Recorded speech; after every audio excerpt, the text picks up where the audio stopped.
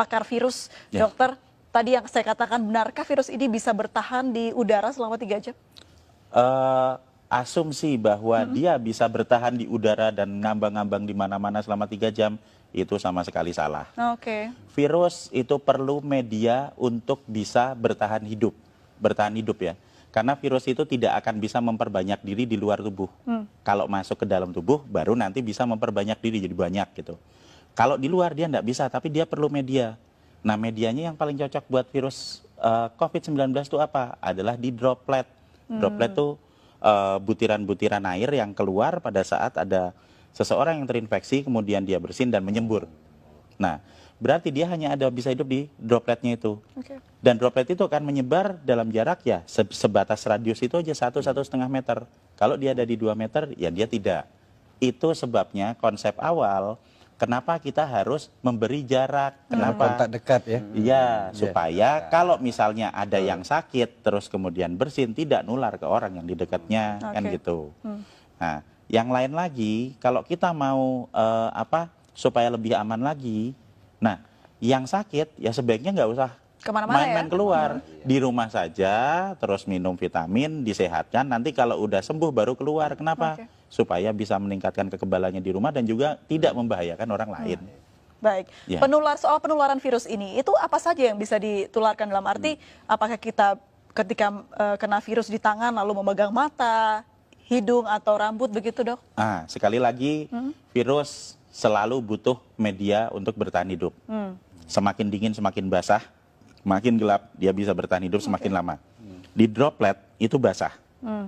Nah, kalau misalnya katakanlah saya ada di dekat sini, kemudian saya bersin misalnya, saya bersin.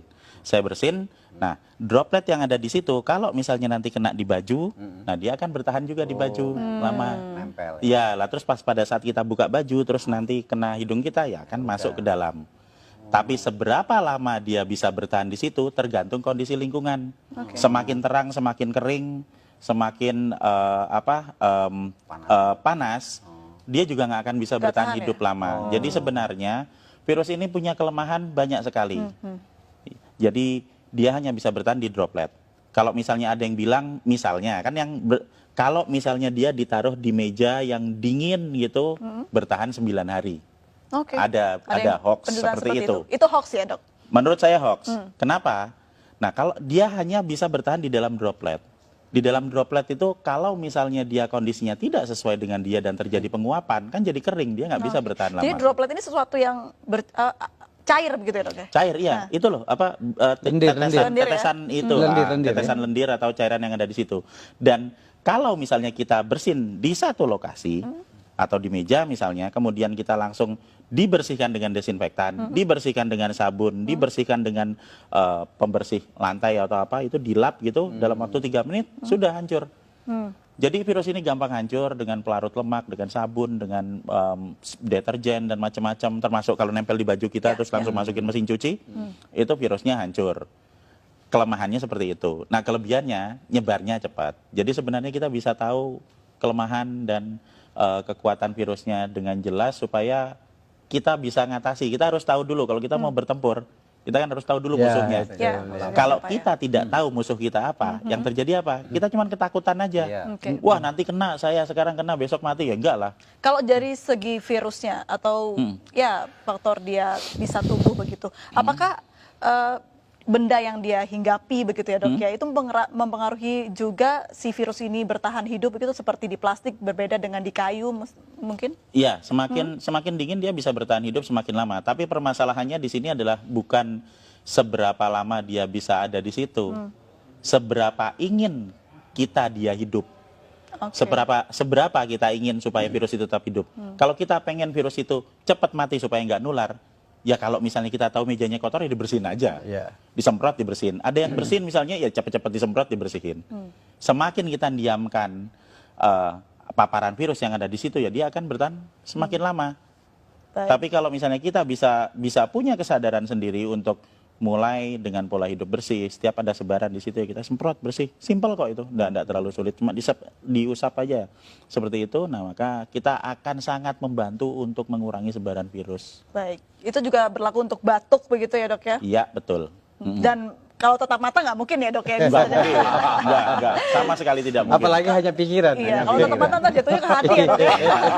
Makanya halu baik, itu, ya, halu. halu. Kalau bicara soal bagaimana dampak negatif dari virus ini, apa dampak yang paling buruk bisa dihasilkan dari virus ini dok?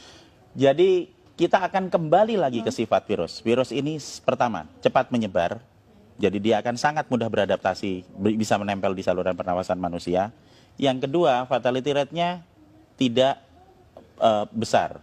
Ini kita bisa lihat dari hasil statistik dimanapun di seluruh dunia, bahwa masih selalu akan ada 97% orang yang recovery. Jadi kalau dari 100% populasi ada 3% yang masuk ke fatality rate, dan 97% itu dia bisa Ya. pulih dan juga bisa masih tetap sehat. Ini yang terjadi di pasien nomor 1, 2, 3. Ingat toh waktu di Ya, Depok ya. itu? Jadi tanggal 29 Februari dinyatakan positif. Benar toh? Terus dirawat di rumah sakit selama 16 hari. Dan kemarin mereka semua pulang dalam kondisi sehat. Dan berubah jadi negatif. Berarti apa? Status positif terinfeksi ini bukan status yang tetap. Seperti misalnya, oh saya kena, sekarang saya positif. Sampai 1 tahun ke depan saya tetap positif. Tidak.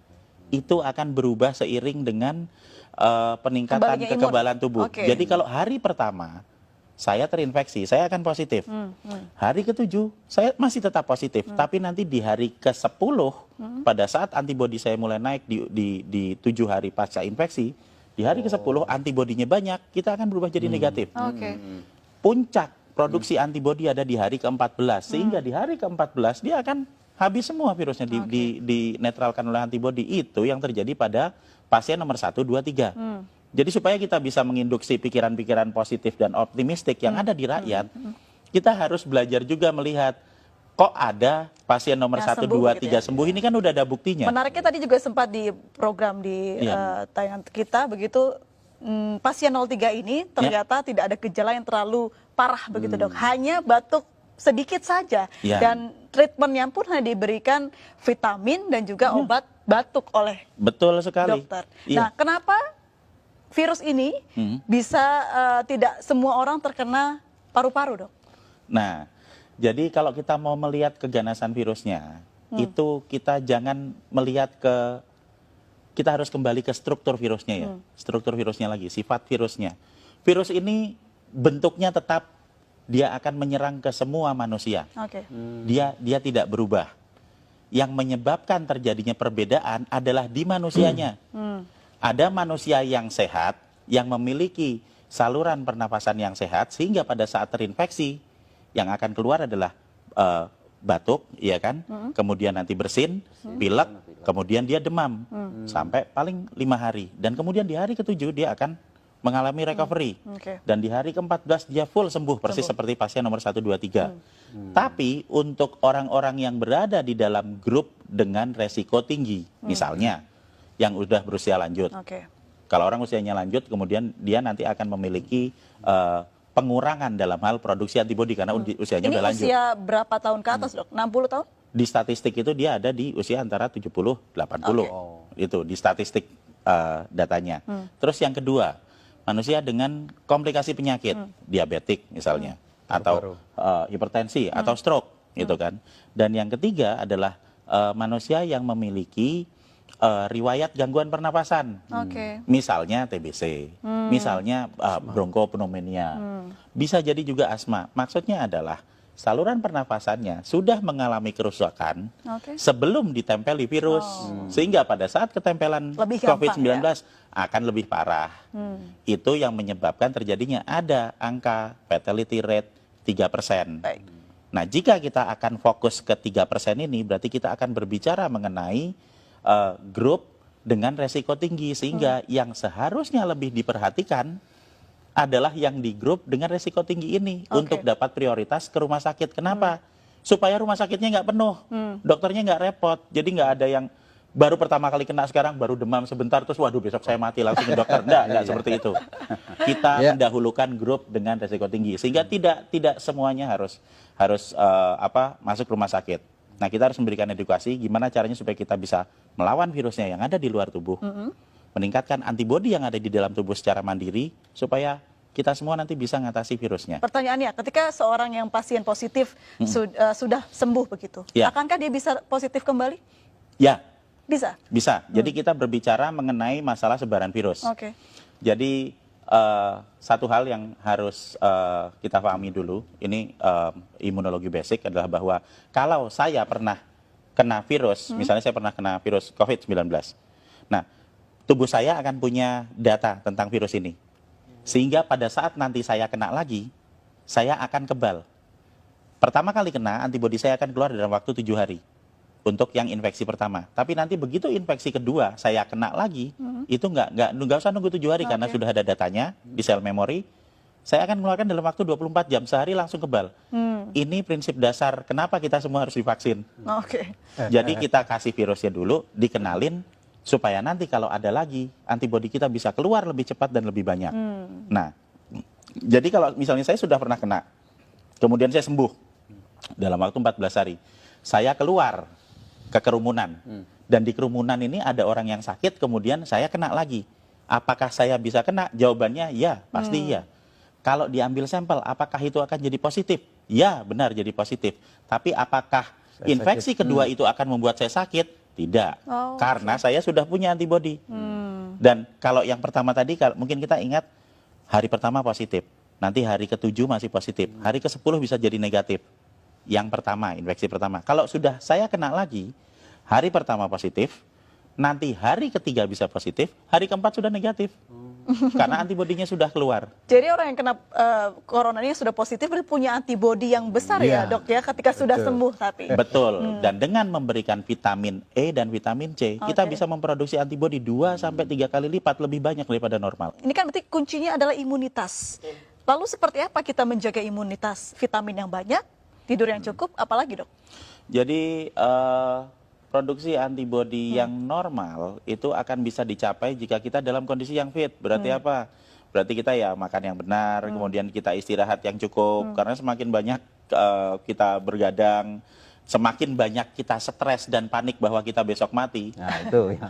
itu akan sangat menurunkan produksi antibodi. Berarti Gitu. panik benar menurunkan antibodi dok? Iya, Oke. bahkan kita jadi panik terus, kemudian kita jadi nggak tidur, Stres kemudian jadinya. kita mau minum nggak enak, makan nggak enak, iya kan? Takut Akhirnya mati. iya kita kurang energi, akhirnya ya nggak ada produksi antibodi. Jadi sebenarnya dengan pola hidup yang sehat itu akan mampu membuat kita memproduksi antibodi secara normal.